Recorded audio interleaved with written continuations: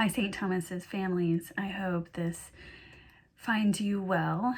We are on the fourth Sunday after Pentecost, so we are in the green growing season, and what better way to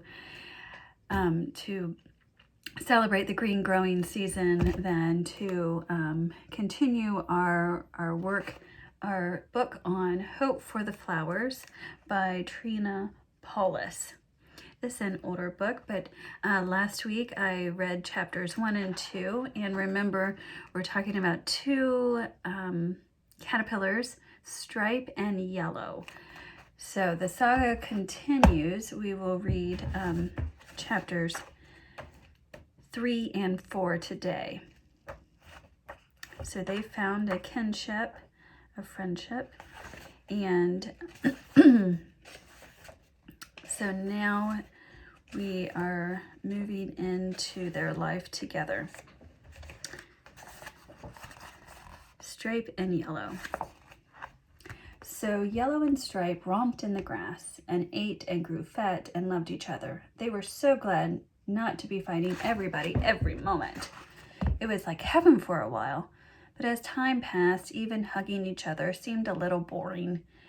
Each knew every hair of the other. Stripe couldn't help wondering, there must still be more to life. Yellow saw how restless he was and tried to make him extra happy and comfortable. Just think how much better this is than the awful mess we left, she said. But we don't know what's at the top, he answered. Maybe we're wrong to come down. Maybe now that we've rested, the two of us can make it to the top. Dear Stripe, please, she begged. We have a nice home and we love each other, and that's enough. It's so much more than all those lonely climbers have. She was so sure. Stripe let her convince him, but only for a while. Stripe's hankering for the climbing life worsened. The pillar haunted him. He crawled there regularly, looking up and wondering, but the top remained clouded. One day at the pillar, 3 thuds startled Stripe. 3 big caterpillars had fallen from someplace and smashed. 2 seemed dead, but 1 still wiggled. Stripe whispered, "What happened? Can I help you?" He made out just a few words. "The top. They'll see. Butterflies. Alone." The caterpillar died. Stripe crawled home and told Yellow. They were both very somber and quiet. What did the mysterious message mean? Had the caterpillars fallen from the very top? Finally, Stripe announced, "I've got to know. I must go and find out the secret of the top." And more gently, "Will you come and help me?" Yellow struggled and sighed. She loved Stripe and wanted to be with him. She wanted to help him succeed. But she just couldn't believe that the top was worth all it asked to get there. She wanted to help. She wanted to get up too. The crawling life wasn't enough for her either. She also had to admit that it looked like the pile was the only way to do it. Stripe seemed so sure that Yellow felt ashamed not to agree. She also felt stupid and embarrassed, since she could not put her reasons into words that his kind of logic would accept. Yet somehow, waiting and not being sure was better than action she couldn't believe in. She couldn't explain. She couldn't prove anything. But for all her love, she couldn't go with Stripe. She just knew climbing was a wrong way to get high. "No," she said, heartsick, and Stripe left her for his climb. The next chapter, Yellow was desolate without Stripe. She crawled daily to the pile looking for him and returned home at night sad, but half relieved that she never saw him. If she had, she feared she might plunge after him knowing that she shouldn't. She felt like doing something, anything, rather than this uncertain waiting. "What in the world do I really want?" she sighed. "It seems different every few minutes. But I know there must be more." Finally, she became numb and wandered away from everything familiar. One day, a gray-haired caterpillar, hanging upside down on a branch, surprised her. He seemed caught up in some hairy stuff. "You seem in trouble," she said. "Can I help?" "No, my dear, I have to do this to become a butterfly." Her whole insides leapt. Butterfly, that word, she thought. "Tell me, sir, what is a butterfly?" "It's what you are meant to become." Great line. "It flies with beautiful wings and joins the earth to heaven. It drinks only nectar from the flowers and carries the seeds of love from one flower to another. Without butterflies, the world would soon have few flowers." "It can't be true," gasped Yellow. "How can I believe there's a butterfly inside you and me when all I see is a fuzzy worm?" "How does one become a butterfly?" she asked pensively. "You must want to fly so much that you're willing to give up being a caterpillar." "You mean die?" asked Yellow, remembering the three who fell out of the sky. "Yes and no," he answered. "What looks like you will die, but what's really you will still live. Life is changed, not taken away. Isn't that different from those who die without ever becoming butterflies?"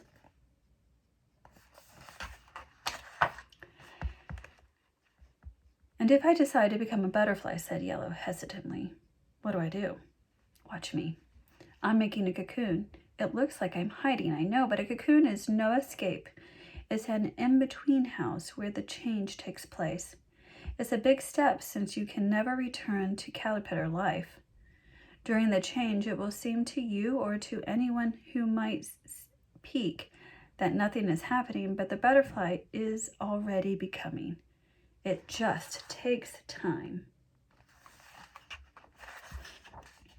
And there's something else. Once you are a butterfly, you can really love. The kind of love that makes new life.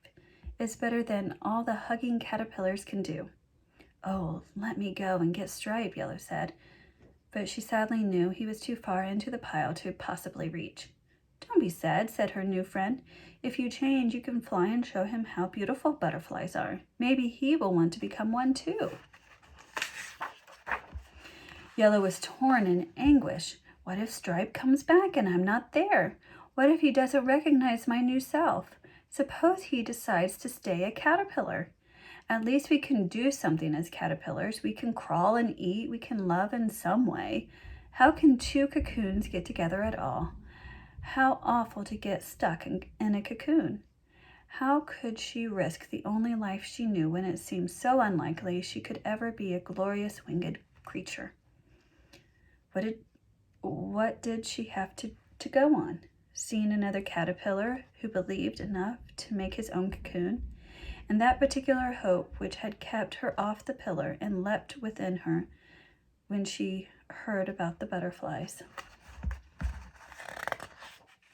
The gray-haired caterpillar continued to cover himself with silky threads. As he wove the last bit around his head, he called, "You'll be a beautiful butterfly. We're all waiting for you." And Yellow decided to risk for a butterfly. For courage, she hung right beside the other cocoon and began to spin her own. "Imagine, I didn't even know I could do this. That's some encouragement that I'm on the right track. If I have inside me the stuff that makes cocoons, maybe the stuff of butterflies is there too."